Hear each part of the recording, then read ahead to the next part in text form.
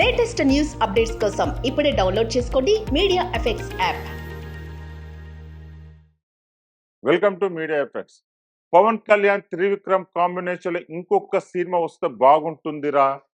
అజ్ఞాతవాసి లెక్క సరి చేస్తే చాలు, ఇంకేం అవసరం లేదు. ఒక్క బ్లాక్ బస్టర్ కొట్టి పవన్ సినిమా చేయకపోయినా పర్లేదు.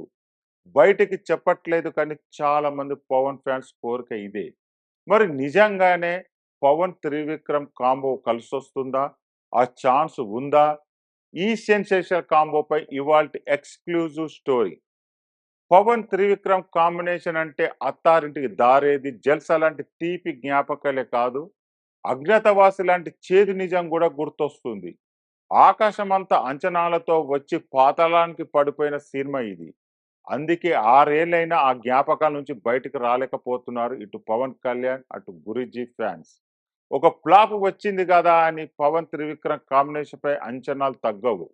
నిజం చెప్పాలంటే ఈ కాంబో కోసం ఆసక్తిగా చూస్తుంటారు ఫ్యాన్స్. పవన్ కు బిగ్గెస్ట్ డిజాస్టర్ ఇచ్చిన త్రివిక్రమ్ ఎలాగైనా బ్లాక్ బస్టర్ ఇచ్చి ఆ లెక్క సరిచేయాలని చూస్తున్నారు. ఆ మధ్య భీమ్లా నాయక్, బ్రో లాంటి సినిమాలకు స్క్రీన్ ప్లే మాటలు అందించారు గురూజీ. కుదిరితే పవన్ తో సినిమా చేయాలని చూస్తున్నారు త్రివిక్రమ్.